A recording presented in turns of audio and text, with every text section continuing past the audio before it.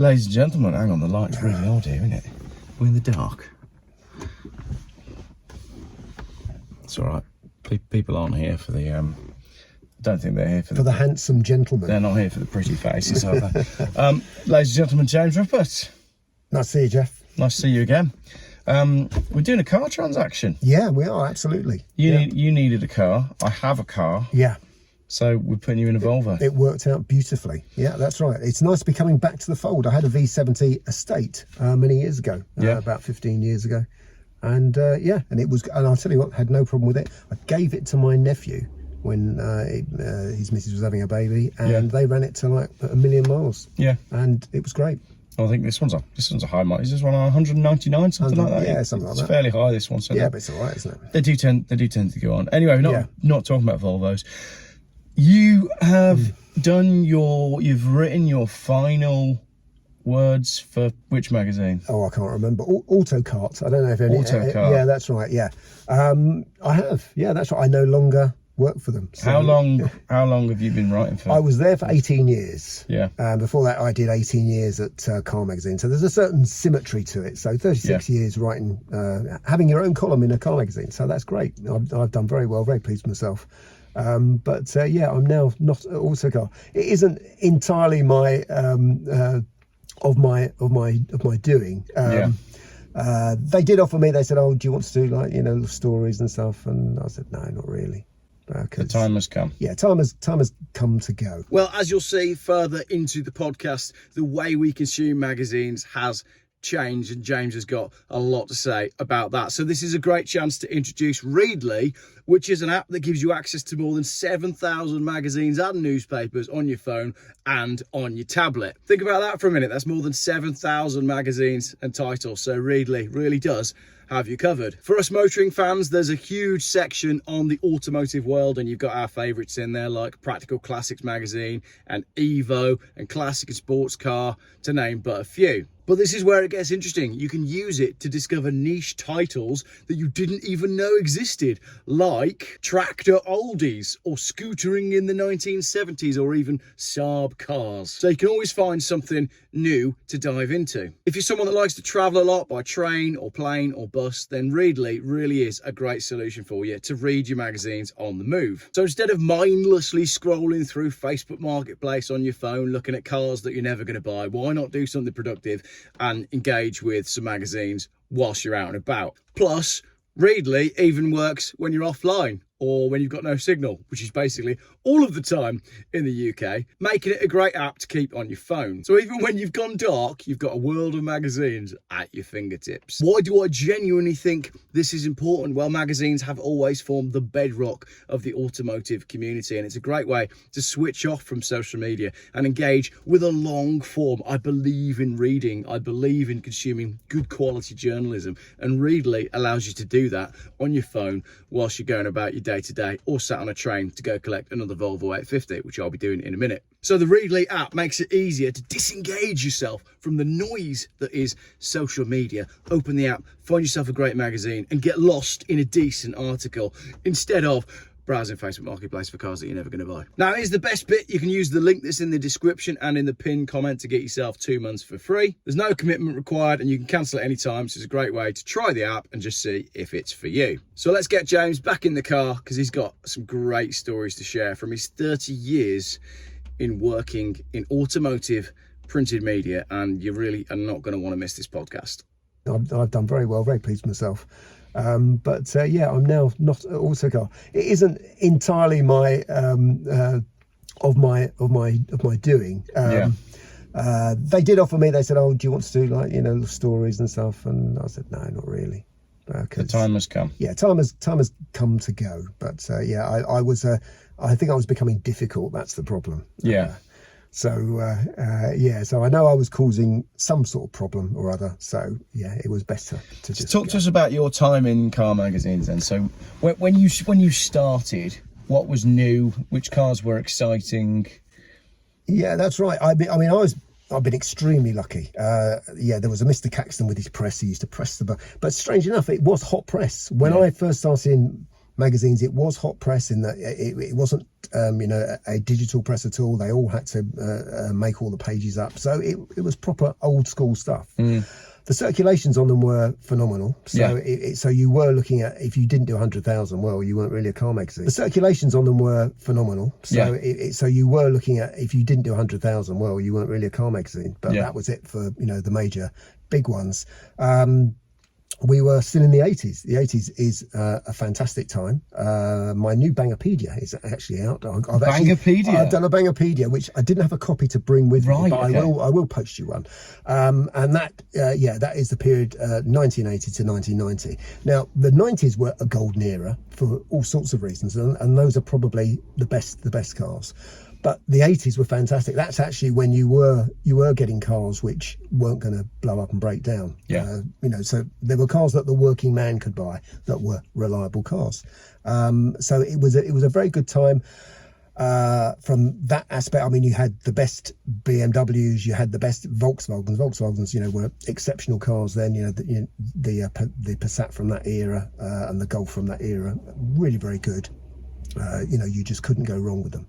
But mentioning the VW Golf is that the magazine I work for, Car Magazine, that people may know, had a backbone in the old days. So if there was a problem with a car, they'd tell everybody about it. And actually, it was very early 90s. I think it was 1992.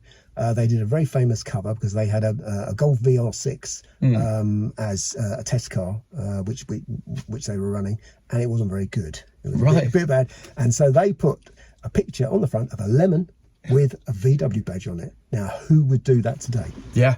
So I was very, very lucky to be working in an era when people would say, so what's the truth? And I was like, I used to write about used cars. I very much did what you do now, in a way, on a much smaller scale, just saying to people, look at those, these are great, consider that, and what's going on. And I know we're going to talk about registrations, and actually pre-registering cars has always been an issue, and it certainly was back then.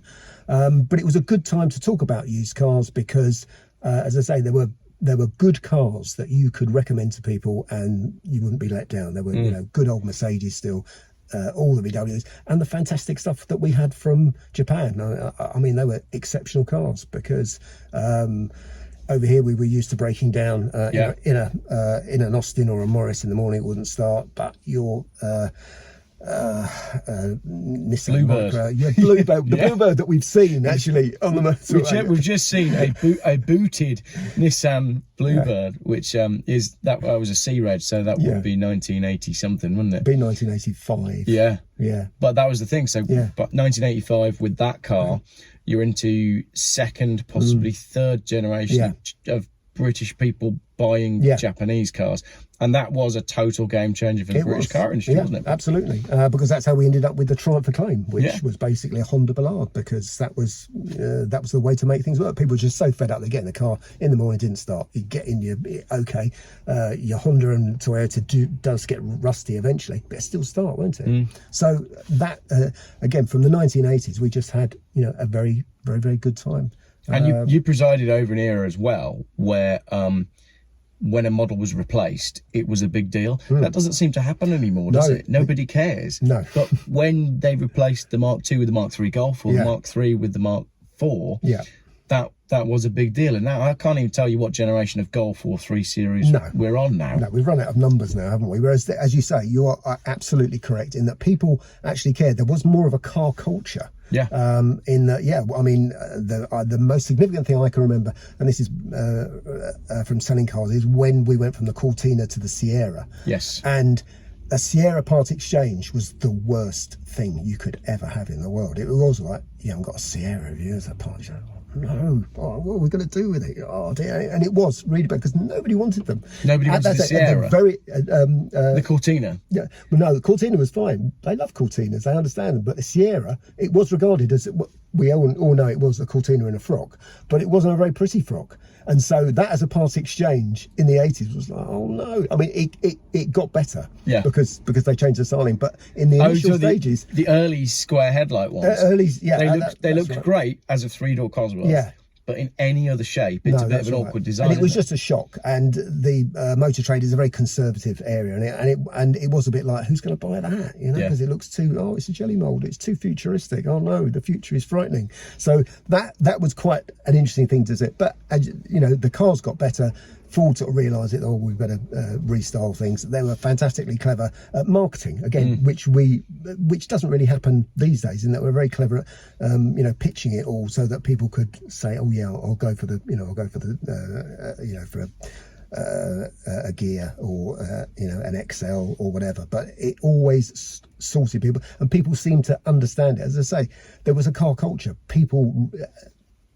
Again, what you said about people knowing the difference between cars, they don't now, and they don't care. I think that's the point, isn't it? But I don't think people realise just how big car culture was back then. Have you ever watched Tales of Modern Motoring? Yes. I'm going to upload that on my channel when all the chat about the GL versus the gear versus the which trim level, and I remember I first watched that and I remember thinking, is this parody? Yeah. Has someone very cleverly, are these actors?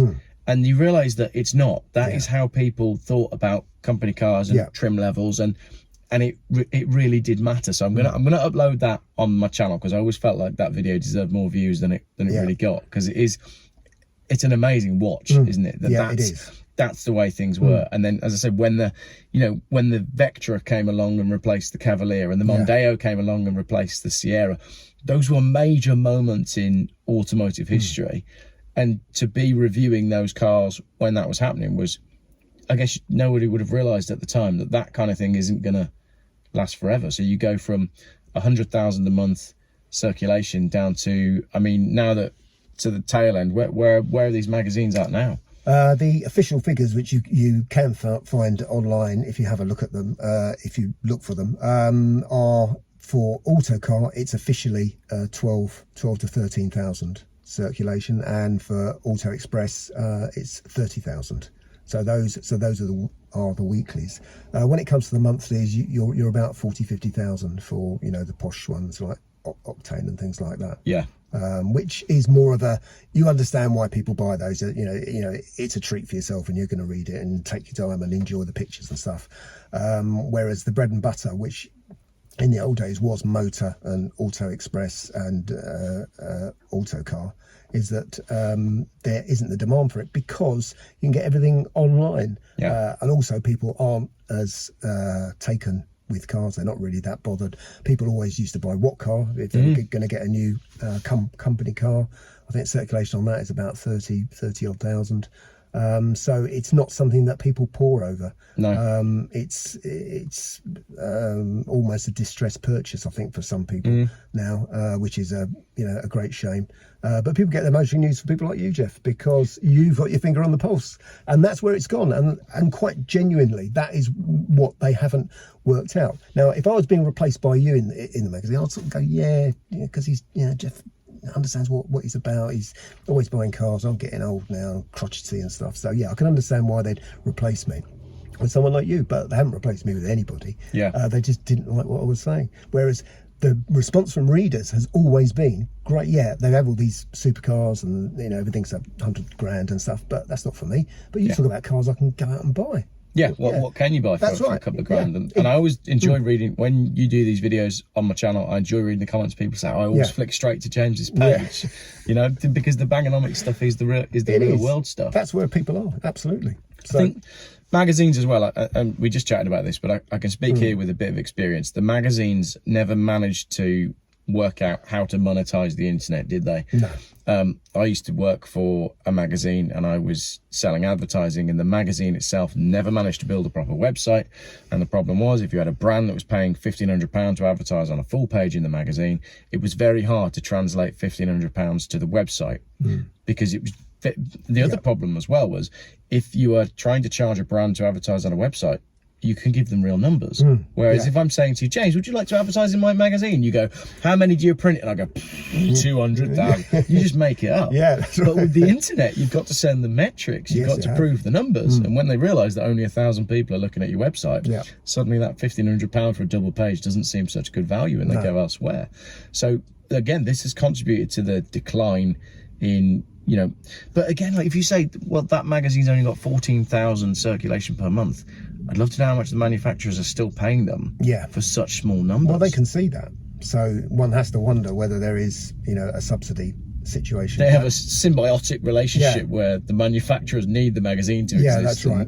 And say nice things. I mean, and also there is the fact that, why would you want to read what someone says about driving something when they can go on YouTube and there's someone actually driving it? Well, you go watch a Matt Watson Car Wow review. It'll tell you everything you need to know. Absolutely, yeah.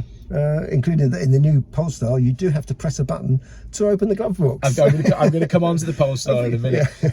On road testing as well, say what car? So I never used to buy what car because it was too geeky. It wasn't interesting enough. No. But like I said, if you're choosing your new company car, it matters because there would be, I can remember a review of the Peugeot 306. They did small cabriolets was the review, and it was detailed, and they even ran them through a car wash to see which one leaked the most. And obviously the Rover 216 cabriolet was the worst one. But the point is, cars had more differences and you needed to know them. And again, that's another thing that has changed. Most modern stuff, it all does the same thing. I mean, what are your differences going to be? Slight different in the width of the boot. Nobody really is interested in that anymore. The cars are all too similar anyway. No, that's right. I mean, it is that adage that there aren't any really bad cars where, in the 80s you could have a laugh because they were still repackaging the Marina as a Morris Ital.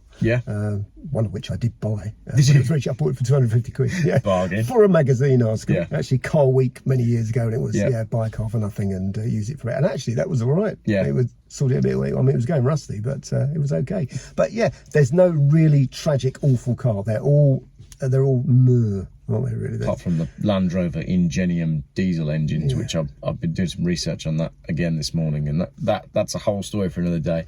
The Polestar 4. You did a thing with the Polestar 4 the other day. I did. It's very unusual for me to go on car launches. The last time I sort of nearly went on a car launch, it was actually, I can't mention this on YouTube. No, I have to tell you off. Because I don't know what the YouTube rules are. But so basically I'm out of the loop, but it was somebody who knew me from way back in the day and sort of said, do you want to? And I only found out more recently in that it is quite difficult to get people to go on car launches, which is utterly unbelievable. You said this to me in the car a minute ago. I would think a car launch, right? A manufacturer, they put on lunch, you have a bit of a drive out, it's a bit of a jolly, and then you turn in your script that evening. Great fun. But they're struggling to get journalists to attend. Yeah, that's right. It's a very competitive business there, and there's again, we're talking about outlets. We're talking about magazines and websites where things go on. If one person's done it, well, they might sell it to 3-4. The other person might fill in the others, and so there's one bloke thinking, well, what's the point of me turning up? I'm just writing it for my own, amusement. So that is what happens. Freelance or salaried journalists, do you think? Salaried. A lot of the time, they actually go pre-launch, so they will get access to the car before it's launched, because they want it on the cover of the magazine or in the reviews when everybody else is doing it, when it's straight off when it's local papers and other websites and other people who are less important like me. It doesn't matter too much. So then they do the launch where they book a hotel and you stay overnight. I mean, it's a weird system in a way. It's very good. You do get to drive the cars. And actually the Polestar one was pretty good because there was a lot of driving. And I did try and involve you, Geoff, in a bizarre form, but it wouldn't work. We were trying to work something up, weren't we? We had visions of sort of Hunter Thompson, Ralph Steadman kind of combo going on, but it would have been great. It would have been great. All those hard drugs, but no. But it doesn't matter. We did try, but it's not. At the end of the day, if you can afford, or your company, more to the point, can afford to buy you a Polestar, fine, it's great. It's going to be all you ever want for 3 years. It's not a bad range. It's about sort of 390, 400, depending on what motor you have. And if you drove it and you drove blindfold, which of course you shouldn't do, but you would think to yourself, this is a very, very quiet petrol car. It's a big posh petrol automatic car. So you'd be hard pressed to find the difference. Drives okay, and that's it. Yeah, it's got lots of buttons. It's got the screen that most people have. They make a big deal of, well, there's not too many menus. But then we come to the point, well, yeah, but if you want to open the glove box, you have got to press a button on the screen. Yeah, to open the glove box. So yeah, it's a world of madness. Yeah, in that there's all sorts of little quirks like that. But that is the worst one. In that, I can't just open the glove box to get my mints out that I want when I'm driving. No, you have to. Yeah, so the screen is in front of you, and wild. It is. A couple of things on this then I want to talk about. There's no rear windscreen. There isn't. They've done away with the windscreen. We'll get onto that in a minute because you've got a few things to say. 60,000 quid, there or thereabouts. Yeah. Going back to where you started and where this conversation started, trim levels, right? There was a big deal if it was your company car between going up from a GL to a GLX, depending on which way round that was. Yeah. But now, because of cheap car finance and the way people buy cars, nobody thinks twice about just getting the top of the range one or all the kit. People don't realise, and again, tales of modern motoring, to have, say, a sunroof or even electric mirrors or something. Back in the day, it was a mark of respect. Yeah. You know, these things on cars mattered, whereas they don't anymore. No, that's because all the cars have got them. And the other thing I wanted to say is I was watching a Harry Metcalf video this morning about the new Bugatti Tourbillon, I think it's called. They have gone the absolute opposite direction. You'll have to watch it because I'm not really into cars like that. No. But the all the dials and everything, there's no screens. All the dials are fully manual and they've been done by a Swiss watchmaker. And relative to everything else we've seen going on in cars recently, it is a thing of absolute beauty, these dials are. So it's refreshing to me to hear that the cars that are on the market right now, we've got the Polestar where you have to press a button on the dash to open the club. That's just crazy. But Bugatti with this premium car have said we don't want to do any of that. We want all fully manual, and have created these art pieces of dials. But talk to me about the lack of in fact, I don't know what's going on here with this rear view mirror. Yeah, we haven't really got a rear view mirror at all. It's got a clip-on one, so something's gone wrong there. Well, hopefully that'll work. But with your experience in the Polestar, then you'll be used to this. Talk to me about your experience with the rear view non-mirror. Well, I drove the Polestar 3 and Polestar 4, and you sort of struggle to make any real difference between them. But the Polestar 4 is meant to be a tiny bit sporty. It's a 4-door sports car. So has neither of them got rear view mirror? The 3 has. The 3 has. The 3 has, but the 4 hasn't. So it's so that they could make the roof line lower and make it look a bit more sporty, apparently. Yeah. So you don't have it's a bit like being in a van, really. But what they've put in place is a camera. Yeah. So you have a camera at the back.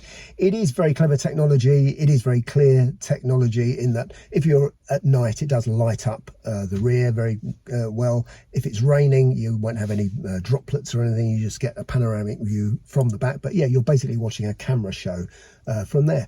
The issue for me is that I do have quite weird eyes, and from the position I was in, it was blurred all of the time, which I don't suffer with a normal one. So as I said to you earlier, it's the answer to a problem that no one really asked for, in that nobody said, don't fit, a rear window into cars, because why would you not have a rear window in cars? But I think some tech bod decided we could do that, but this technology is very common now. I think I called it a development that didn't need developing. There's nothing wrong with a glass window. No, there's not, is there? Which means that you won't be future proofed in any car. So cars that you buy 10 years down the line, should a battery car last that long, and you want to buy one, you're going to have all sorts of issues. Which we're already there with overly complex cars from 10 years ago. So I do shudder to think that we're trying to save the planet with all these EVs, but they're just not going to last.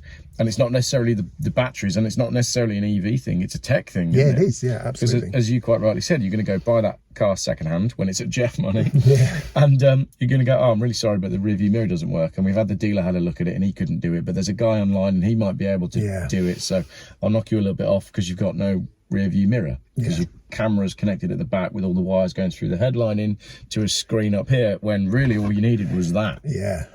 That works for me. It's going to have to. Car reviews.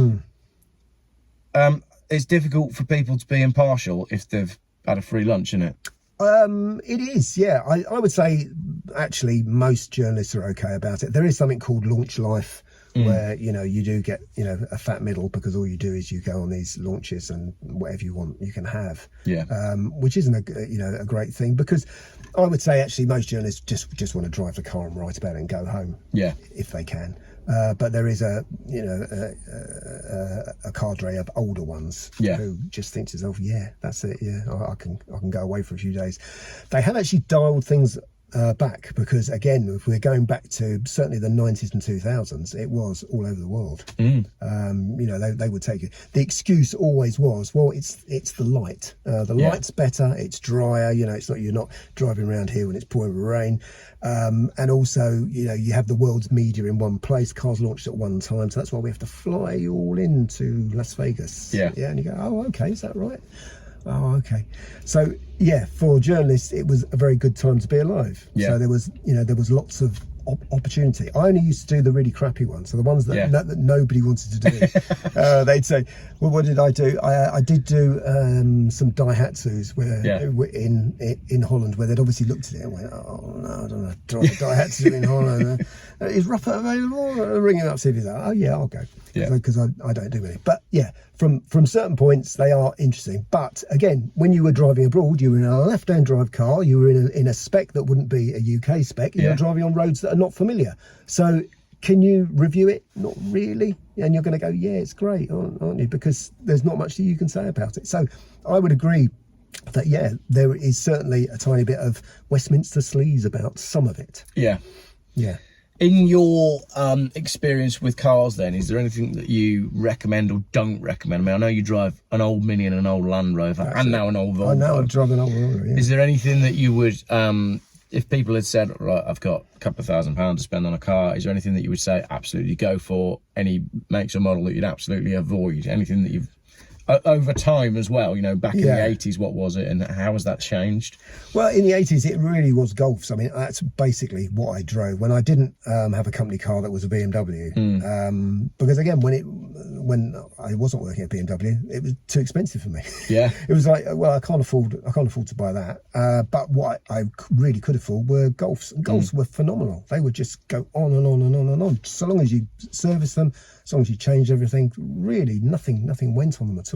Petrol, pre-diesels coming in, that included the diesels as well. Well, diesels came into their own. I mean, diesel again was a very interesting factor in that. It was what taxis had. But then if you went to Germany and you drove a 5 Series, it had their turbo diesel, which was, you drove that and you thought, blimey, that's a diesel, is it? And that's a long time ago. It wasn't. It didn't sound like a taxi.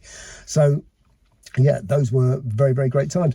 And again, the Japanese, we have to say, where I live, there's a Land Cruiser, and it's a 1996 on a P Land Cruiser. Nice. But it's beautiful, and it's owned by the Lord of the Manor. He's a farmer, and it's done millions. I mean, it must have done 1 million miles. But the last time I spoke to him, it was something like 600,000-700,000, and all the major parts had not been replaced. That's the incredible thing. And actually, the only other working 4x4 he has is a Series 3 Land Rover, which does all the crap jobs, towing stuff. So actually, British Leyland could get something right, which you would argue by the time they got to the Series 3 Land Rover, they damn well should have done. But anything Japanese, you're always going to be in a safe place. A Corolla, just excellent cars. Boring as anything, aren't they? Dreary to look at. Probably rust a bit around the edges. Carinas, which were built over here. Great cars. They just went on forever. And that's what we were getting from the 80s onwards. We were getting cars that you could rely on and buy when they were 10 years old, and they're still pretty good. Which never happened before, because in the old days, 10-year-old cars you threw away. They quite literally fell apart. So that's what the 80s did for us. 80s and 90s, we actually got some decent cars that we could buy. Well, there's a big difference between 70s to 80s is a big difference. 80s to 90s. And then 90s to 2000s. But since then, I don't feel like we've made any great leaps forward. And I was saying this in a video the other day. In the early to mid 2000s, Volkswagen were experimenting, Audi were experimenting, and we were getting cars like the Audi A2, 1.4 diesel, 80 odd miles to the gallon, real pioneering technology.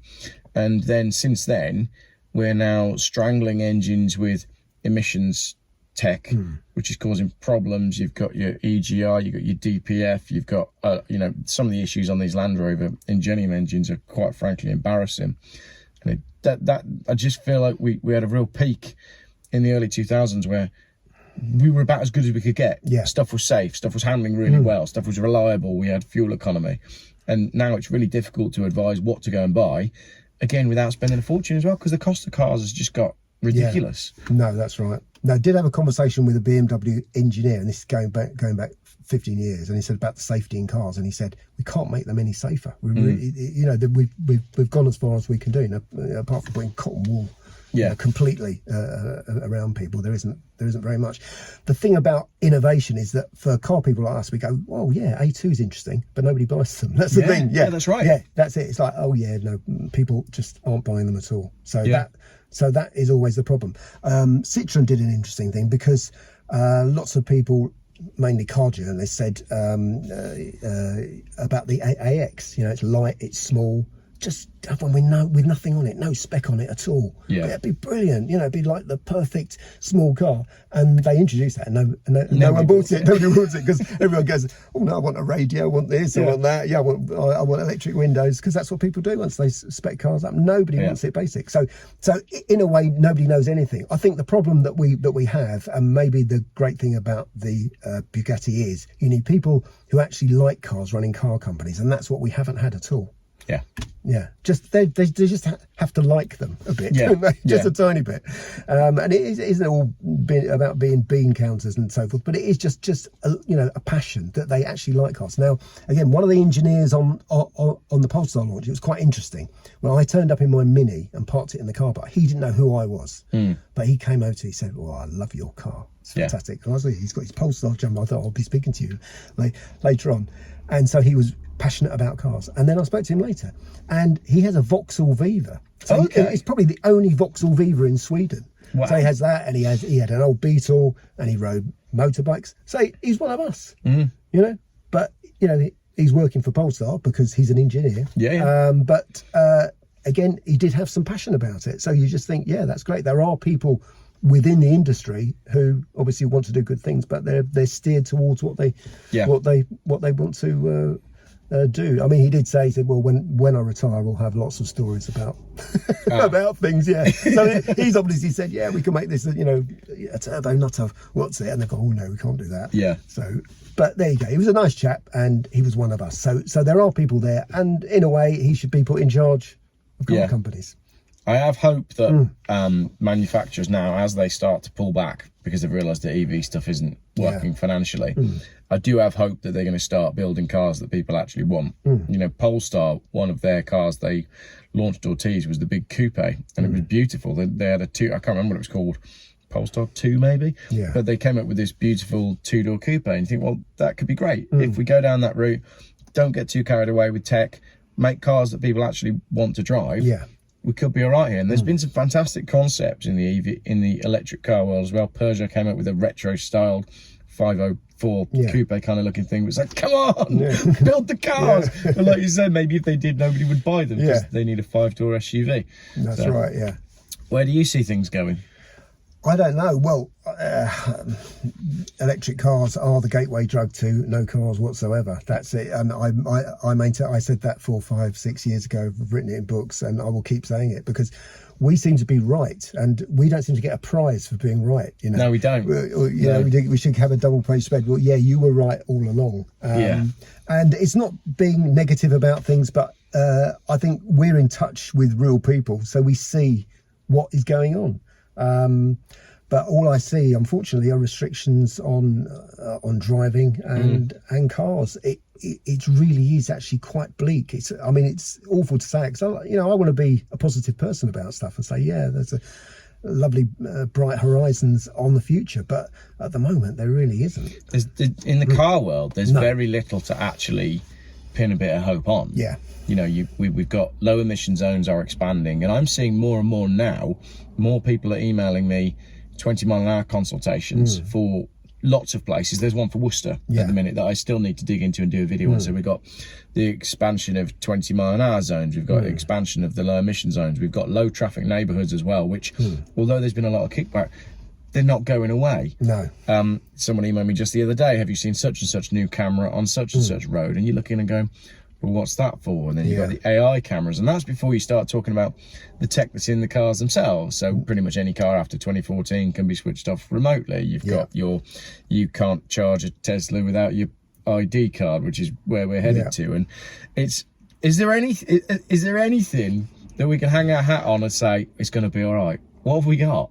No, there's not a lot. You see, where I live, and I live in the middle of nowhere now, they're charging in all the towns. So that's this proposal is coming in, and people have suddenly woken up to, well, you're parking actually now they're quite crappy little towns which have charity shops, but you still have to go to them to do things. But you're going to be charged now. You're not offering us anything, and you're going to be really shocked, aren't you, when nobody turns up, when nobody's going to pay your council tax. For having a shop there. So the one half decent shop we went to will be gone. There is no reason. There's a cinema in one of the towns which I'm shocked is still there. But that's going to go because people say, well, I'm going to the cinema and then I've got to pay £3 to park. Because it's a payment gateway. People don't like a payment gateway. No, they don't. Can we talk about Substack? We talked about that a little bit as well. You have a Substack. I do. You can find me. I do the same thing as I used to do on Autocar and the Car Magazine. I look at cars, although I put other things in it as well. So it's a Substack. You can find it under my name. It's under Bangonomics. It's very easy. Turn up there. There is no charge to watch it, and maybe to read it, and maybe that's the problem. But I completely understand. I don't care whether people pay or not. If you buy a book in the future, that's great. But I still enjoy what I enjoy doing. I think I do it quite well. So, Geoff does his videos very well. I can't do videos. I think my videos are crap, really. I'll say hello. Some of mine are crap. Really. But I enjoy writing. I enjoy the process of writing. I like little phrases that you come up with. And I just think, that's great. And people enjoy reading them. So, if you want to, if you miss me in the printed media, I'm still about on Substack. Yeah. Do you think you'll be coming down to the NEC Classic Show? I don't know.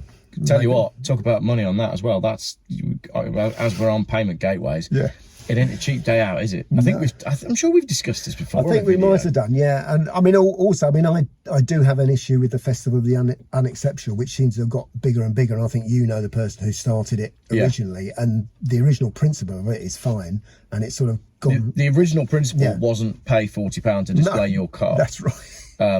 Some of the comments, I didn't go because it's miles away. But some of the comments on the amount of money that it costs to display a car is ludicrous. But then again, from an organiser's point of view, well, why are people doing it? Everything seems to be driven by greed, doesn't it? It does, unfortunately. And you have that threshold where you go, oh, well, if I can't make X off it, then I won't bother. But your idea was smaller local meets, cars and coffees, and I just said to people, just do your own little thing. And if you want to have a whip round and give it to a local hospice or whatever, that's great. But we don't want any money changing hands. You all do it in your all local areas. You get together as car people, and then what we do is we upload everything online, and people say, I vote for that. I like that car. But the idea was, it's cars you use every single day. It's like your Volvo, and there are people, again, you talk to a lot of people like I do who have real cars. They have real cars that are 20 years old, not because they want to drive a 20-year-old car, but that's basically what they can afford. It's what they like, and it runs really well for them. I've got a friend of mine I'm going to see after you, and he's got an 18-year-old Golf, and he just chips it, so he gets very good performance out of it, and there's no reason to do anything with it. It really is. It's a car as good as when it came out of the factory. It does everything he needs, and it does 60 miles to gallon. Which both of these two cars are. So this one's 200,000 miles. That 850 is 160 when the clock stopped working, so it's probably 170, 180.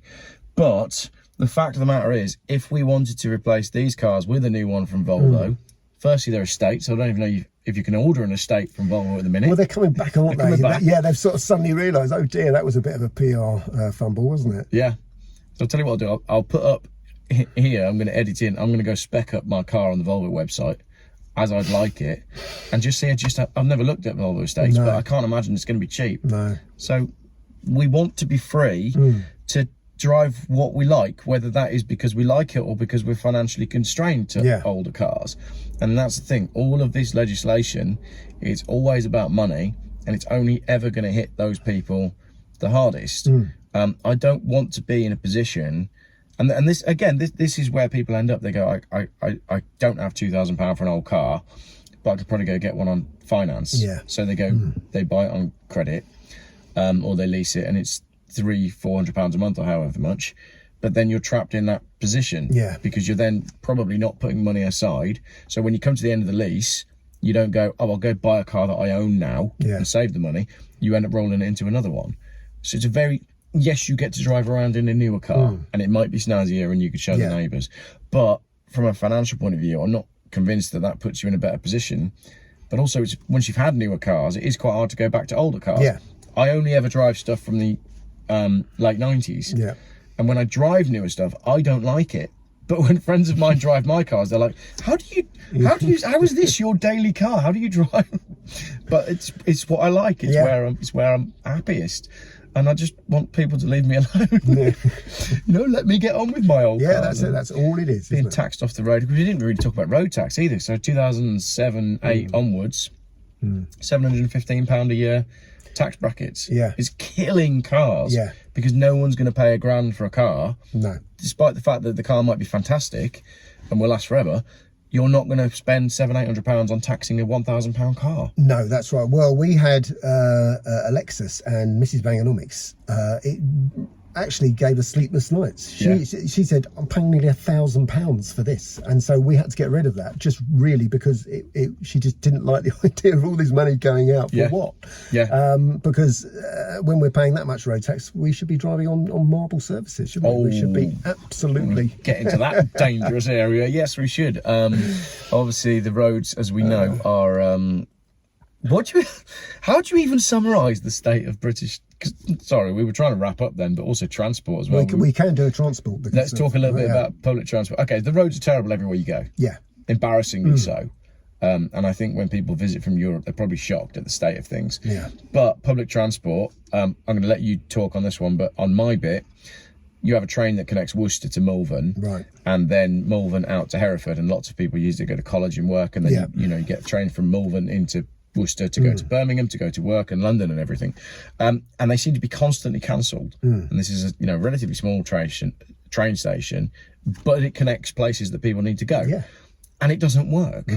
So how can we be being pushed out of our cars that we can afford onto public transport that is expensive and that doesn't work reliably? Well, that's right. Unfortunately, I do have a fantastic example of that this morning.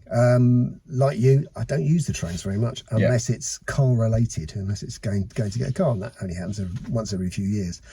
So I'm in Norfolk. So first of all, you end up driving out of your way. So I'm actually driving away from you in order to get to the station. So how far was your drive to the station then? Nearly an hour. An hour? Yeah. So I live in the middle of nowhere. So now you've left a car an hour away from your house as well. But we should also say... No, but, Mrs.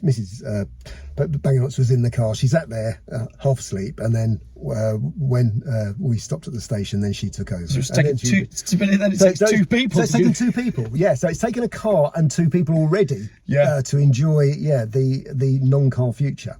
So, so that's it. So it's the first train out of King's Lynn. Right. And... that's at 6:10 in the morning, so I've had to get up at 4, out by 5, get there well before 6 because I like to be there really early just in case. Great. So first of all, then the announcements start, and the announcements start with, the train doesn't seem to have been parked in the right place. Right. So that, because it's like the end of the line. So it's going to be after 6:30 now. So I'm thinking, so my next train, I've got to connect with another one. So it doesn't matter. So a train comes in, and so everybody gets on the train.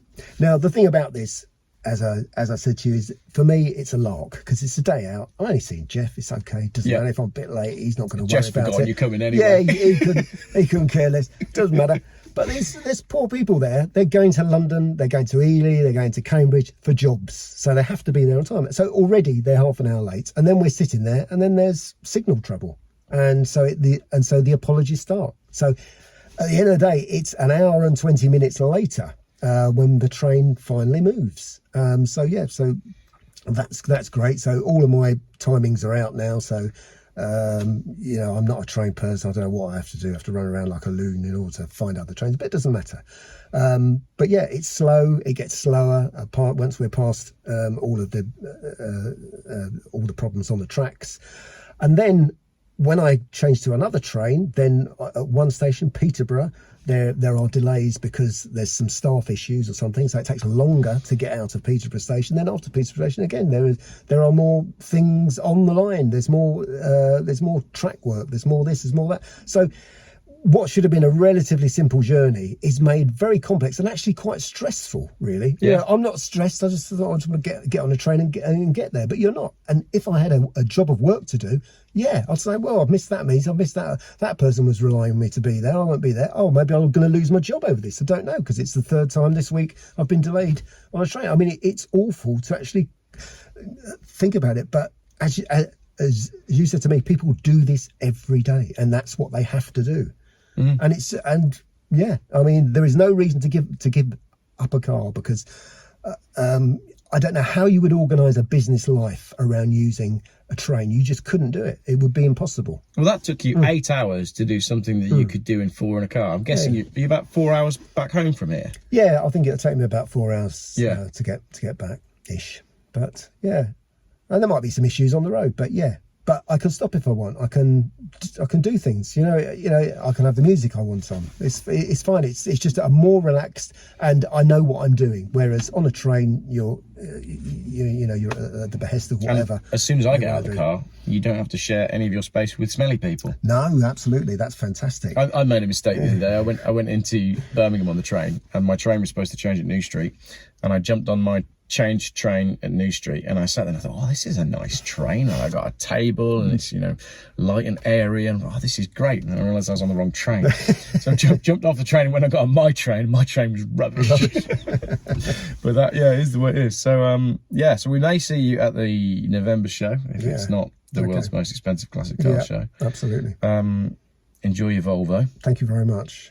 And I think, have we covered everything? Yeah, I think we have, haven't we? Covered a lot there, haven't we? Yeah, I think we have, yeah. So all the links to James's Substack are in the description of this video. Hope you enjoyed this slightly shady chat in a slightly shady Volvo. That's right, two shady men. Two shady men in a shady Volvo. Yeah. I think this Volvo will be all right, actually. I quite like a beige interior. Yeah, I'm happy with that. Yeah, nice and light. Cool. Thank you very much. All right. Good to see you, Geoff.